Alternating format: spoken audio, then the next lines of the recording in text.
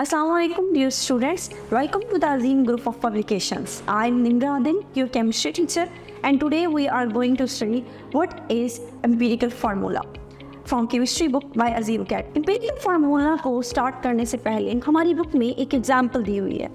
इस एग्जाम्पल को हम सॉल्व करेंगे कि अगर आपके पास रिलेटिव एटॉमिक मैसेस गिवन हो तो हमने एवरेज एटॉमिक मास को कैलकुलेट कैसे करना है।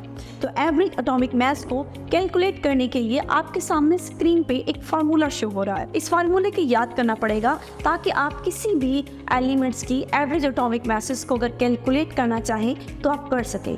सिंपल सा फार्मूला है, इसको याद रखिएगा कि किसी भी एलिमेंट की अगर एवरेज एटॉमिक मासेस को आपने फाइंड करना है तो आपको दो चीज़ें पता होनी चाहिए।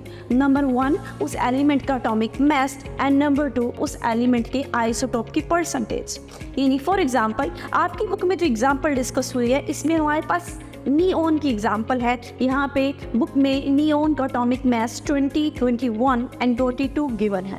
इसी तरह इसकी परसेंटेजेस भी गिवन है 90.92%, 0.26% एंड 8.82%। यहाँ हमारे पास क्वेश्चन क्या है? हमारे पास क्वेश्चन है calculate the fractional atomic masses. यानी अगर आपने फ्रैक्शनल एटॉमिक मास कैलकुलेट करना है तो कैसे करेंगे।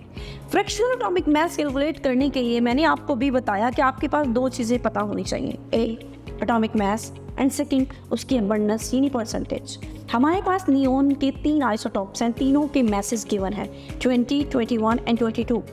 इसी तरह उन तीनों की परसेंटेजेस भी गिवन है।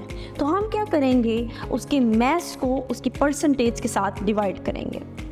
पहला आइसोटॉप है उसका एटॉमिक मास 20 मल्टीप्लाई हो जाएगा इसी की अबंडेंस के साथ। फिर दूसरा आइसोटॉप है 21 का मास मल्टीप्लाई हो जाएगा उसकी अबंडेंस के साथ। तीसरा 22 का जो मास है इस मास को हम मल्टीप्लाई करेंगे इस आइसोटोप की अबंडेंस के साथ। 3 आइसोटोप्स हैं एक एलिमेंट के, नियोन 20, 21 एंड 22। 20 को उसकी अबंडेंस के साथ, 21 को उसकी अबंडेंस के साथ एंड 22 को उसकी अबंडेंस के साथ हम क्या करेंगे, कॉन्टिन्यूसली मल्टीप्लाई करेंगे।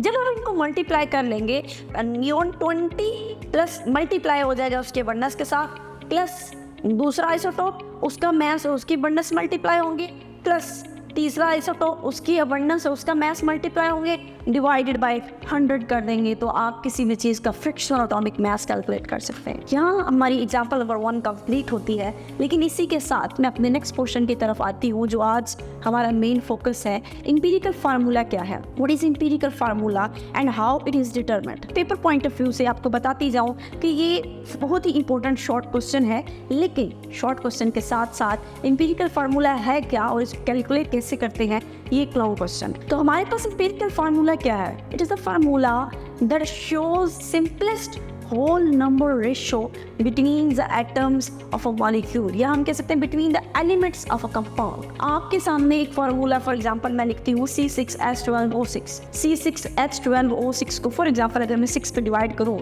तो C6 1 6, C12H22 तो हमारे पास वो भी डिवाइड हो जाएगा। इसी तरह C6H12O6 हमारे पास अगर इनको 6 पे डिवाइड किया जाए तो रेशियो बनेगी 1:2:1। इसका मतलब एक कार्बन, 2 हाइड्रोजन और 1 ऑक्सीजन। इसका मतलब ये है एक ऐसा फार्मूला जिसमें आप एलिमेंट्स को डिवाइड कर सके, डिवाइड इतने हद तक करें कि मज़ीद डिवाइड ना हो सके। आपके सामने फार्मूला था C6H12O6, आपने C6 को 6 से डिवाइड किया तो 1 आ गया, H12 को आपने 6 से डिवाइड किया तो 2 आ गया एंड O6 को आपने डिवाइड किया तो 1 आ गया। तो रेशियो बनी 1:2:1। 1 का मतलब है एक कार्बन, 2 का मतलब है 2 हाइड्रोजन और 1 का मतलब है 1 ऑक्सीजन। तो एक कार्बन, 2 हाइड्रोजन और 1 ऑक्सीजन ये जो फार्मूला आता है जो अब मज़ीद डिवाइड नहीं हो सकता और सादा तरीन होल नंबर रेशो शो कर रहा है, इस फार्मूले को हम कहते हैं एम्पिरिकल फार्मूला। होल का मतलब है कंप्लीट, यानी इशारिया में नहीं होनी चाहिए आंसर, फ्रैक्शन में ना हो। हमारे पास जो रेशो बन रही है वो बन रही है 1:2:1। 1.1 नहीं है, 2.2 भी नहीं है। इसका मतलब ये है कि ये 1 कंप्लीट एक होल नंबर है, 2 एक कंप्लीट होल नंबर है और आखिरी 1 भी हमारे पास एक होल नंबर है। तो ऐसा फार्मूला जो किसी भी कंपाउंड में मौजूद एलिमेंट लाइक कंपाउंड ग्लूकोज था, उस ग्लूकोज में मौजूद elements like carbon, hydrogen, oxygen, उनको डिवाइड करके आप उनकी रेशियोज कैलकुलेट करते हैं, कितने कार्बन बचे, कितने हाइड्रोजन बचे और कितने ऑक्सीजन बचे। वो जो फार्मूला ऑब्टेन होता है डिवाइड करने के बाद, वो फार्मूला हमारे पास कहलाता है एम्पिरिकल फार्मूला। लेकिन एम्पिरिकल फार्मूला की डेफिनेशन तो हमें समझ आ गई कि एक ऐसा फार्मूला जो एलिमेंट्स के दरमियान सादा तरीन रेशो देता है, उसको हम कहते हैं एम्पिरिकल फार्मूला। लेकिन इसी के साथ कुछ एग्जांपल्स भी मेंशन है आपकी बुक में जो मुख्तलिफ तरह की चीज़ों को के एम्पिरिकल फार्मूलाज को शो कर रहे हैं, जो entry test point of view से, बोर्ड पॉइंट ऑफ व्यू से, इवन PPSC के पेपर पॉइंट ऑफ व्यू से, यानी कहीं पर भी जहाँ केमिस्ट्री का टेस्ट होगा वो उन पॉइंट ऑफ व्यू से इंपॉर्टेंट है। तो सबसे पहले ग्लूकोज का एम्पिरिकल फार्मूला क्या है? C6H12O6, ये उसका मॉलिक्यूलर फार्मूला है, जबकि उसका एम्पिरिकल फार्मूला CH2O है। इसी तरह बेंजीन C6H6, 6 कार्बन 6 हाइड्रोजन, ये उसका मॉलिक्यूलर फार्मूला है। लेकिन अगर इसी को मैं 6 से डिवाइड करूँ तो 1 कार्बन बचेगा और 1 हाइड्रोजन बचेगा, तो मेरे पास जो फार्मूला CH बनेगा, ये किस चीज़ का एम्पिरिकल फार्मूला है? ये बेंजीन का एम्पिरिकल फार्मूला है। इसी तरह कुछ ऐसी एग्जांपल्स भी हैं जिनके एम्पिरिकल फार्मूले और मॉलिक्यूलर फार्मूले दोनों सेम होते हैं। अगर मैं वाटर की बात करूं तो वाटर का फार्मूला है H2O, ये मॉलिक्यूलर फार्मूला है और यही उसका एम्पिरिकल फार्मूला भी है, क्योंकि ये मज़ीद डिवाइड नहीं हो सकता। 2 हाइड्रोजन और 1 ऑक्सीजन, उनकी रेशो हमेशा 2:1 ही रहेगी। इसी तरह अगर मैं आयोनिक कंपाउंड की बात करूँ NaCl, तो NaCl की रेशो भी हमेशा फिक्स रहेगी 1:1, मज़ीद डिवाइड नहीं कर सकते। तो NaCl एक ऐसी एग्जाम्पल है जिसका मॉलिक्यूलर फार्मूला भी सेम है और एम्पिरिकल फार्मूला भी सेम है। इसी के साथ नेक्स्ट हमारे पास, चूँकि पहला पेपर में मैं आपको ये बता रही हूँ कि मॉलिक्यूलर फार्मूला और एम्पिरिकल फार्मूला में डिफरेंस क्या है। एम्पिरिकल फार्मूला ये है कि जिसमें आप एलिमेंट्स को डिवाइड करते जाते हैं और सादा तरीन रेशो हासिल करते हैं और उस रेशो से आने वाला फार्मूला एम्पिरिकल कहलाता है।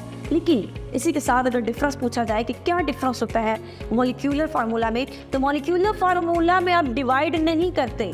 मॉलिक्यूलर फार्मूला की डेफिनेशन देखी जाए तो it gives us the actual number of atoms.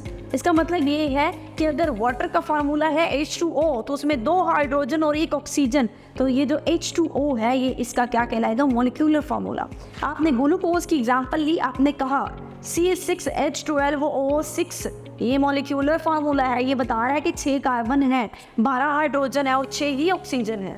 लेकिन अगर इसी फार्मूले को मैं डिवाइड करूँ 2 से करने या 6 से करने, तो जो फाइनल आंसर आता है वो देता है CH2O। तो ये जो CH2O था ये एम्पिरिकल फार्मूला था, लेकिन C6H12O6 क्या है? मॉलिक्यूलर फार्मूला है। आयोनिक कंपाउंड जितने भी होते हैं उनका एम्पिरिकल फार्मूला होता है। एम्पिरिकल फार्मूला ज़्यादा चीज़ों को होता है, बट ज़रूरी नहीं है कि उनका मॉलिक्यूलर फार्मूला भी हो। अगर हमें कहा जाए कि मॉलिक्यूलर फार्मूला को कैलकुलेट कैसे किया जाता है, तो आपकी बुक में मॉलिक्यूलर फार्मूला का एक फार्मूला लिखा हुआ है।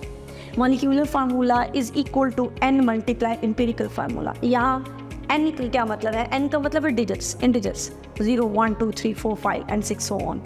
अगर आपने N की वैल्यू कैलकुलेट करी, यानी अगर आपने मॉलिक्यूलर फार्मूला कैलकुलेट करना है तो आपको 2 चीज़ें पता हो, N भी पता हो और आपको एम्पिरिकल फार्मूला भी पता हो। लेकिन अगर N कैलकुलेट करना है तो N को कैलकुलेट करने के लिए आपको 2 चीज़ें पता हो। नंबर 1 आपको मोलर मास पता हो और नंबर 2 आप एम्पिरिकल मास पता हो। मोलर मास पता होगा, फिर आप एम्पिरिकल फार्मूला मास की वैल्यू पुट करेंगे तो यहाँ से आपके पास आएगा N की वैल्यू आप पुट करेंगे और उसको सब मल्टीप्लाई करेंगे एम्पिरिकल फार्मूला से, तो जो चीज़ आएगी वो कहलाती है मॉलिक्यूलर फार्मूला। यानी आप एम्पिरिकल फार्मूला को कैलकुलेट डायरेक्ट कर सकते हैं। 4 स्टेप्स हैं, वो हम अगले लेक्चर में डिस्कस करेंगे। उन स्टेप्स को फॉलो करें, एम्पिरिकल फार्मूला कैलकुलेट करें। जब एम्पिरिकल फार्मूला कैलकुलेट हो जाए देन उसको मल्टीप्लाई किया जाता है N के साथ और मॉलिक्यूलर फार्मूला कैलकुलेट किया जाता है। आई होप कि आपको मॉलिक्यूलर फार्मूला की और एम्पिरिकल फार्मूला की समझ आ गई होगी। अपने नेक्स्ट लेक्चर में हम एम्पिरिकल फार्मूला को कैलकुलेट करने के स्टेप्स को डिस्कस करेंगे और उसी के साथ अपनी बुक की और एग्जांपल्स को भी डिस्कस करेंगे। आज के लिए इतना ही। Thank you so much. Allah हाफिज़।